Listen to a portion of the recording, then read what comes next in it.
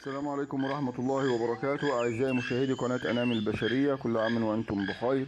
النهاردة إن شاء الله هنشرح مع بعض موديل سهل جدا وبسيط جدا، لكن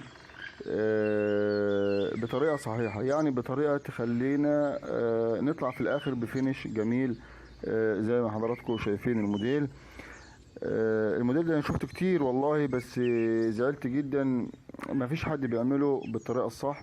فعشان كده يعني حاولت اشارك معاكم الطريقة تكون سهلة، ولكن في نفس الوقت تكون طريقة صحيحة، بحيث ان الفينش في الاخر يكون فينش مرضي. هنجيب قطعة قماش زي ما حضراتكم شايفين، القياسات موجودة على الشاشة. 3 متر في متر و40 او متر و50 على حسب المتاح لينا يعني ممكن ناخد نص العرض بتاع القماش اللي هو 82، يبقى 140 عادي، مفيش اي مشكلة. وهناخد من ناحية 60 سنتي ونعمل علامة.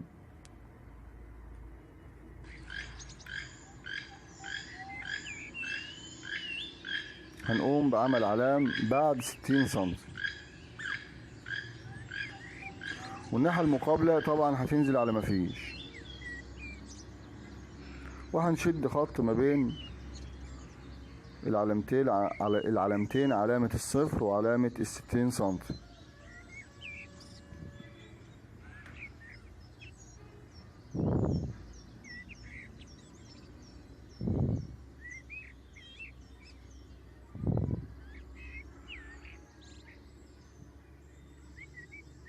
وهنقوم بقص الجزء اللي احنا علمناه.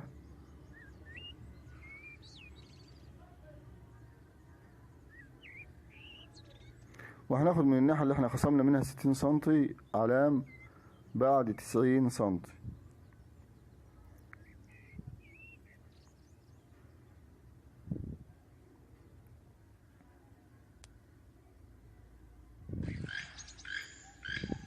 وهنقوم بطبق القماش، نمسك الطرف ونتنيه ناحية العلام اللي هو بيساوي معايا 90 سنتي.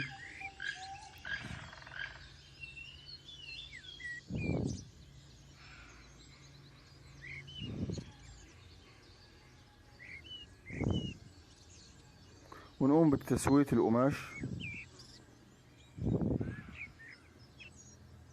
اصبح العلام معايا 45 سنتي، لان انا قسمته على 2، والناحية المقابلة هتبقى 105 سنتي.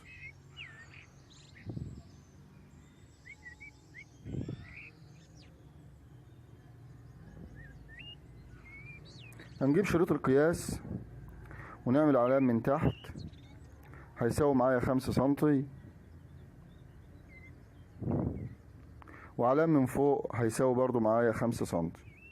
والمسافة اللي ما بين العلامين الاتنين هنقوم بتقسيمها 10 سنتي 10 سنتي 10 سنتي 10 سنتي، او 12 سنتي او 14 سنتي. وده يعني بيختلف باختلاف نوعية القماش. في قماش معايا بيبقى غليظ، ممكن اكبره الكسرة شوية عشان الكسرة هتبقى مستريحة، ولكن انا افضل 10 سنتي بحيث ان الكسرات معايا تطلع كتير، لان معايا عرض القماش 140 او 150، فبالتالي الكسرات مش هيبقى عددها مرضي. وبعدين هنجيب فتلة وإبرة ونقوم نقوم بتجميع الجزء اللي احنا علمناه، اللي هو 10 سنتي 10 سنتي، اللي هي الكسرات اللي احنا علمناها. طبعا نعلمها بقلم خفيف عشان ما تظهرش معانا، او بمرك، الماركة يعني بتتمسح، او بتباشيرة والتباشيرة برضو بتتمسح. المهم ده الجزء اللي احنا جمعناه، نقوم بتظبيطه.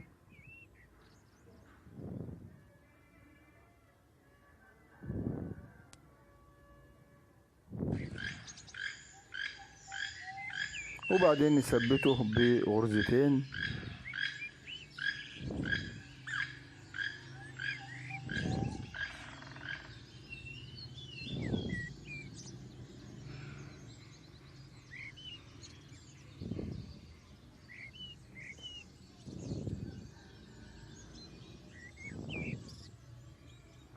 بعدين نجيب النزلة هتساوي معايا 3 متر، ونحطها وشها فوق، نحطها تحت المكنة يكون وشها فوق.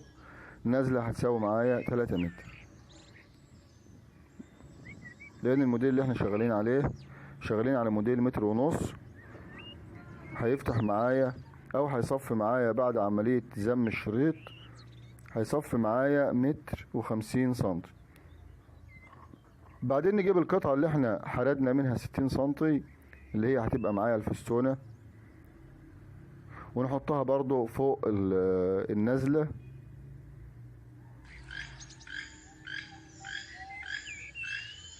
ويكون وش القماشتين الاتنين فوق، يعني وش النزلة فوق ووش القماشة اللي احنا هنعمل منها الفستونة والمنديل فوق. ونراعي ان احنا نبدأ الخياطة من نقطة الصفر. احنا عملنا في القماشة دي حرد 60 سنتي من ناحية ومن الناحية التانية على ما فيش، يبقى نبدأ من نقطة الصفر. ده لو موديل، انا بتكلم على الموديل اللي احنا شغالين عليه بنفس الشكل، المنديل ناحية اليمين.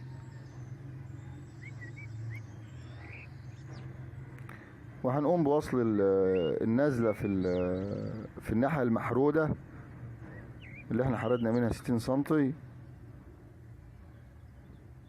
بعدين نجيب الشريط 4 فتلة،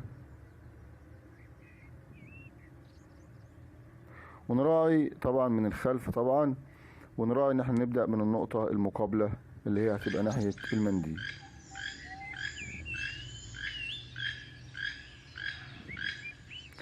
يعني الهدف اللي انا عايز اوصله لحضراتكم ان البداية هتبقى من الخلف، وده طبعا شيء معروف يعني. بعد ما ناخد البنطة الاولى نجيب الشريط من نفس البداية ونعمل كمان بنطة من اسفل الشريط. طبعا انا بشرح بالتفصيل علشان في ناس ما تعرفش يعني الكلام اللي انا بقوله. اما اذا كنت انت عندك فكرة طبعا كصنايعي، اكيد انت طبعا عندك فكرة، فالكلام بيبقى للناس. يعني انا بحاول ابسط الشرح على قدر الامكان علشان الناس اللي ما عندهاش اي فكرة عن الشغل، عشان الكل يستفيد يعني. بعد ما باخد البنطة التانية من اسفل الشريط، برجع تاني لبداية الشريط، وبعمل كمان بنطة في الوسط عشان يبقى معايا 3 سكك خياطة، لان الشريط ال4 فتلة ما ينفعش يعني يتزم او يتكشكش الا اذا كان ممسوك من النص ببنطة خياطة. وطبعا اراعي ان انا ابعد عن الفتلة، ما خيطش فوق الفتلة، وكمان اراعي ان انا ما خيطش فوق الجراب الصغير اللي بيدخل منه الكبشة بتاع الستار. بعد ما انتهيت من عمل 3 بنط خياطة،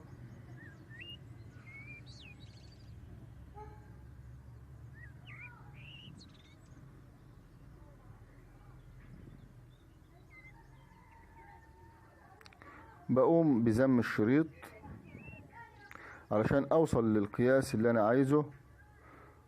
كان معايا القماشة بتاعت النازلة اللي هي الجنب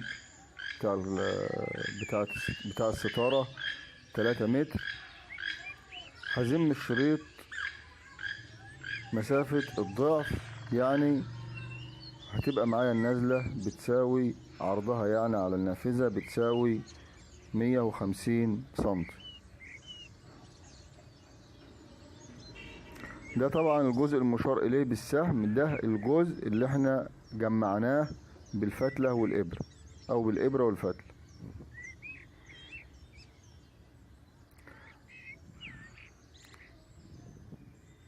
اصبح دلوقتي معايا فستونة مائلة ومنديل، الاتنين شابكين في بعض بطريقة سهلة جدا، ولكن تحتاج يعني تركيز في الشغل، وتحتاج الى قياس يكون دقيق علشان وبرضه نفس الطريقة، يعني تحتاج لطريقة تكون مجدية او طريقة تكون مفيدة علشان اوصل لفينش مرضي.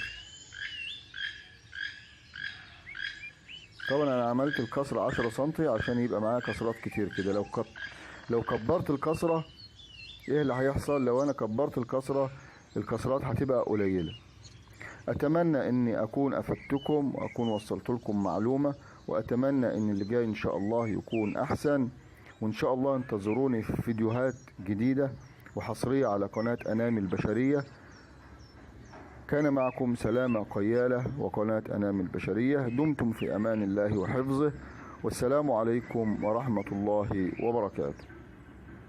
وطبعا ما تنسوش تعملوا اعجاب للفيديو، تشيروا الفيديوهات. لو حسيتوا ان حد هيستفيد من الفيديو يا ريت تعملوا مشاركات للفيديو علشان الفايدة تعم على الجميع. واللي ما اشتركش في القناة يا ريت يشترك في القناة ويفعل زر الجرس حتى يصلوا المحتوى اولا باول.